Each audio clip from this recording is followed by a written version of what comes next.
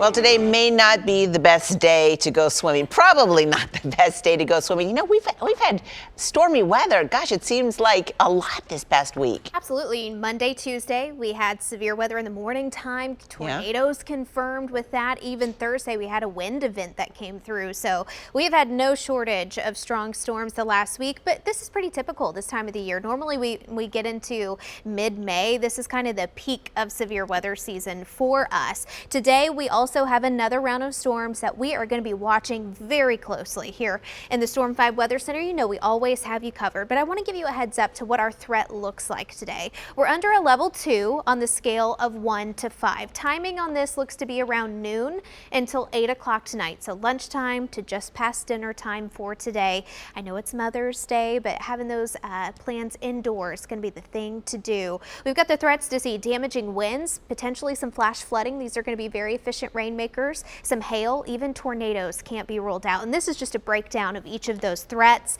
and what we're looking at. Damaging wind is going to be the primary issue today. And it's going to be windy, even outside of any thunderstorms that develop. So much so that the National Weather Service has gone ahead and issued a wind advisory. It starts at 9 o'clock in the morning. So here in the next couple of hours, it will last until 7 p.m. tonight. Outside of storms, we're going to have a really strong southwesterly wind, and it could gust at times upwards of 30 to 40 miles per hour. It's enough to make your hair fly around, ladies outside who may be headed indoors to a restaurant for Mother's Day. Just know it's not going to be the best hair day. This is, look at those wind gusts outside. As we get past 9 o'clock, notice how they really pick up. Again, gusting around 30 to 40 miles per hour really doesn't start to die down until we get into later in the evening and early Monday morning after that cold front passes. Now, those southerly winds will also help to warm us up. We've been fairly cool the last several days, staying below average in the 60s. Normal highs this time of the year are in the upper 70s, and we're going to get closer to that today.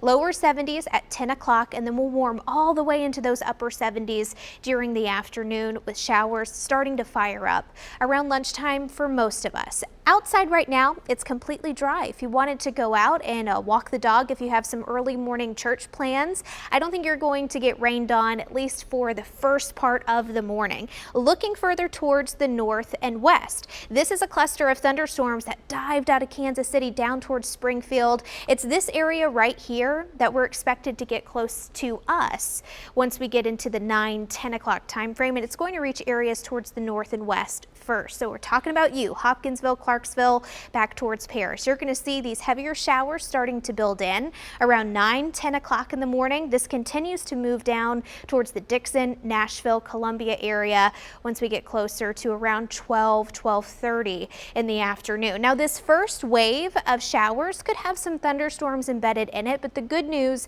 is that our instability just doesn't look to be there early on today. So I don't think that this has the same potential for severe weather as this second line that's going to develop back behind it. So once we get past 2-3 o'clock in the afternoon, here's this second line of showers and thunderstorms that will start to move in. Again, heavy downpours associated with this, and embedded within that line, there could be some strong wind gusts, maybe even some rotation that we need to watch out for as that instability creeps up in the afternoon and evening. It will be south of I-40 once we get past 4-5 o'clock in the afternoon, and then eventually working its way out by 8-9 p.m. tonight. So this does not look to be an overnight event. Once we get past 9-10 o'clock this evening, you can go to bed just fine and not have to worry about getting woken up in the middle of the night to a storm. Now, we have increased for areas south and west. Notice they are under an enhanced risk over in West Tennessee. This slight risk was pushed a little bit further towards the east. Nashville now included, Franklin, Murfreesboro, and back into Clarksville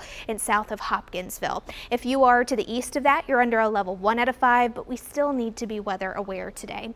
This is one of those afternoons where we can't say it enough. If you don't have an app on your phone and you need to get weather alerts, go ahead and download the Storm Shield app. It's a great tool that will give you weather warnings straight to your phone the instant that those are issued.